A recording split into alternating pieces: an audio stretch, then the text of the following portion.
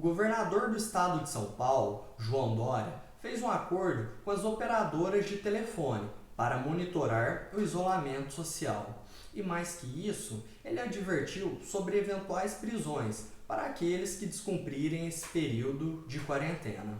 A grande questão é, esses acordos, eles são constitucionais ou inconstitucionais? Chama a vinheta e vamos para o vídeo. Fala galerinha do YouTube e das redes sociais, tudo bem com vocês? Certamente essa pergunta dividiu muitas opiniões nos últimos dias. E é por esse motivo que eu estou gravando esse vídeo, para fazer uma análise dos principais artigos da Constituição Federal, do Código Penal e de algumas das principais teses jurídicas. Portanto, de forma alguma, eu tenho como objetivo entrar em alguma discussão puramente política ou ideológica e de forma alguma defender o lado A ou o lado B. Portanto, se o seu objetivo for esse, nem perca seu tempo assistindo esse vídeo. Feitas as considerações iniciais, vamos à primeira pergunta. Esses acordos, eles são constitucionais ou são inconstitucionais? Pessoal, apesar da extrema impopularidade dessa medida, esses acordos eles podem ser considerados constitucionais.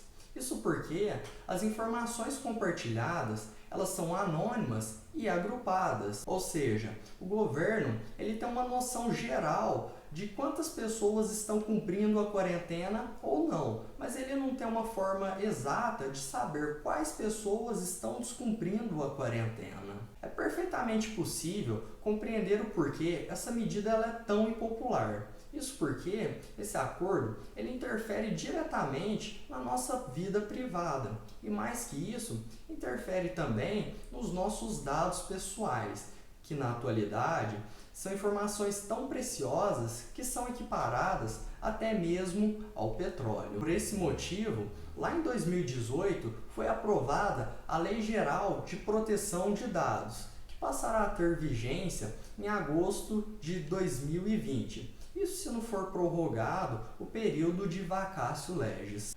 E para reforçar esse entendimento, eu vou me utilizar dos ensinamentos do Dr. Luiz Filizola Durso, abre aspas. Isto porque trata-se de uma medida com caráter emergencial, objetivando a proteção da saúde pública e da vida, além de que os dados monitorados serão anonimizados. E ele ainda continua. Esta situação seria permitida tanto pelo seu caráter de proteção à vida, à incolumidade física e à saúde, como pela questão da anonimização, uma vez que o monitoramento é realizado com visualização em blocos e não tem acompanhamento de movimentação individual e pessoal. E foi justamente isso que eu comentei com vocês. O governo ele tem um dado estatístico, mas de forma alguma ele consegue identificar o indivíduo de uma forma isolada. Então, se a princípio esse acordo pode ser considerado constitucional, por que o governo aqui de São Paulo ele ganhou tanto espaço nas mídias sociais? Isso aconteceu porque ele tinha uma expectativa de atingir um isolamento social de 60% a 70%. E uma vez essa expectativa não sendo atingida, as pessoas que descumprissem esse período de quarentena, elas poderiam ser presas, segundo o governador. E é aí que entra a segunda parte desse vídeo. É possível essas pessoas serem presas por descumprirem a quarentena? O governador ele tem de fato essa competência? Pessoal, igual eu já comentei no início do vídeo, esse vídeo trará uma análise dos principais artigos da Constituição Federal, do Código Penal e das principais teses jurídicas, mas eu não vou adentrar em questões filosóficas, sociológicas e de criminologia. Eu vou analisar aqui o que nós já temos na Constituição Federal e no Código Penal. Para iniciarmos essa discussão, que é um pouco mais complexa que a anterior, nós devemos compreender que a saúde pública aqui no Brasil ela é considerada um direito fundamental. E mais que isso, ela é também considerada um direito social, que está consagrada lá no artigo 6º da Constituição Federal. E uma das formas de proteger esse direito foi tutelá-lo como um bem jurídico do direito penal. Um dos princípios que nós temos no direito penal é a intervenção mínima. Isso porque o direito penal ele interfere diretamente na liberdade do cidadão. E é por esse motivo que ele deve se ocupar apenas daquelas coisas mais importantes para a sociedade e, de preferência, de uma forma mínima. E é justamente aí que surge a nossa discussão. Se por um lado nós temos o direito à saúde, que é considerado um direito fundamental, um direito social e que também está tutelado pelo direito penal, como fica os nossos outros direitos fundamentais, que também estão previstos na Constituição, como o direito de ir e vir, o direito à intimidade, o direito ao livre comércio. Essa é uma das principais questões que o direito constitucional se ocupa, entender de que forma esses direitos podem ser limitados e quais direitos podem ser limitados. Vejam, eu não perguntei se podem ser limitados. Isso porque aqui no nosso ordenamento jurídico não existem direitos absolutos, mas sim direitos relativos. Isso acontece, inclusive, com os direitos fundamentais. Uma prova disso é o direito à vida, o direito mais importante que nós temos, porque sem o direito à vida, nós não teremos nenhum outro direito.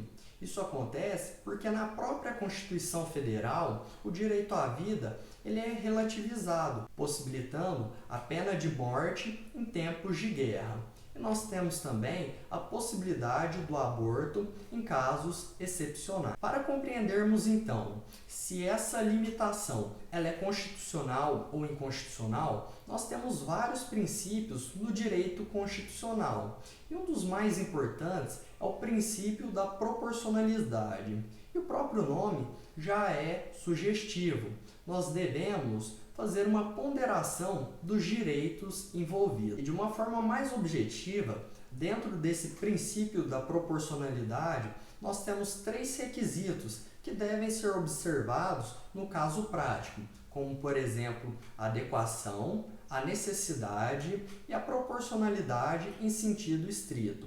Se a resposta para essas 3 perguntas, no caso concreto, for considerada como sim, essa medida ela será, portanto, constitucional. Outro princípio extremamente importante que nós temos no direito é o princípio da legalidade.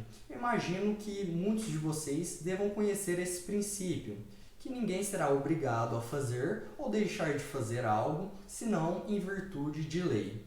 E é por esse motivo que lá em fevereiro de 2020 foi aprovado pelo Congresso Nacional a Lei do Coronavírus, que no seu artigo 3º tem uma série de limitações aos direitos fundamentais, como, por exemplo, o isolamento, a quarentena, limitação do direito de ir e vir, dentre várias outras limitações. Agora que nós já compreendemos que essas limitações a certos direitos constitucionais elas são válidas, desde que observados alguns requisitos, vamos entender então quem são as pessoas que podem fazer essas leis e quem pode fazer essas limitações. Se é o presidente, se é o governador, se é o prefeito ou se é o ministro. Para responder essa pergunta, nós devemos ir ao artigo 23 da Constituição Federal. Lá nós percebemos que a competência ela é comum da União, dos Estados, do Distrito Federal e dos municípios para cuidar da saúde. Já no artigo 24 da Constituição Federal, nós percebemos que a competência legislativa, ou seja, aquela de fazer leis, decretos, ela é concorrente entre a União, os Estados, Distrito Federal e os municípios. Isso significa dizer que, a princípio, nós teremos uma lei geral, que aqui no nosso caso é a lei do coronavírus. E posteriormente, ela poderá ser complementada pelos governadores e naquilo que couber, poderá ser complementada pelos prefeitos. Pessoal, eu percebi que muitas pessoas na internet estão comentando que certos decretos, certas leis estão sobrepondo à Constituição Federal, mas poucas pessoas percebem a complexidade de tudo que nós temos até chegar aqui, como por exemplo, essa regra de competência. Então, com certeza vale a pena dar uma conferida no artigo 23 e no artigo 24 da Constituição Federal. E finalmente, nós chegamos à pergunta máxima desse vídeo. E se alguém, porventura, descumprir alguma dessas determinações do governador, prefeito, enfim, seria possível essa pessoa ser presa por estar descumprindo essas determinações? Então vamos analisar o Código Penal.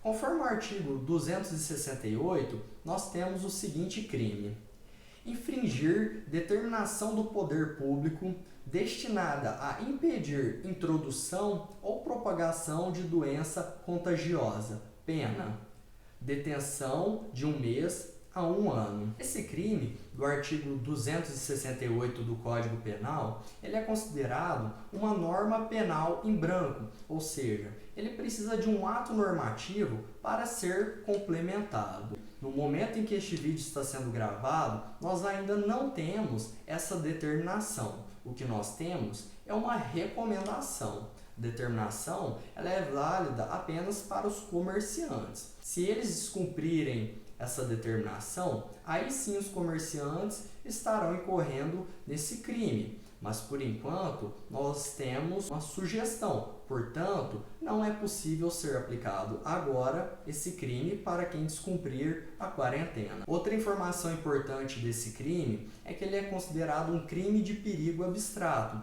ou seja, o simples fato de uma pessoa descumprir essa determinação, ela já cometeu o crime, independentemente de transmitir o coronavírus para outra pessoa ou qualquer outra doença contagiosa. O simples fato de descumprir essa determinação, que aqui no caso seria do governador, já estaria cometendo o crime. Portanto, ela poderia ser presa em flagrante. Talvez uma informação que deixe as pessoas um pouco mais tranquilas é que esse crime ele é considerado de menor potencial ofensivo. Isso porque a pena máxima dele é de até 1 ano. Então, se eventualmente alguém for preso por esse crime, será lavrado um termo circunstanciado. E após esse lavramento, a pessoa será solta sem pagar fiança, desde que ela se comprometa a futuramente comparecer ao juízo. Então, pessoal, é igual eu comentei no início do vídeo, esse tema ele é muito complexo e também depende de ser comprovado no caso concreto, porque um detalhe ou outro pode influenciar na decisão de constitucionalidade ou inconstitucionalidade. E é por esse motivo que o advogado-geral da União emitiu a seguinte nota, abre aspas: diante da adoção ou ameaça de adoção de medidas restritivas de direitos fundamentais do cidadão por parte de autoridades locais e estaduais, informo que a Advocacia Geral da União aguarda informações do Ministério da Saúde e da Anvisa para a propositura de medidas judiciais cabíveis, com o objetivo de garantir a ordem democrática e a uniformidade das medidas de prevenção à Covid-19.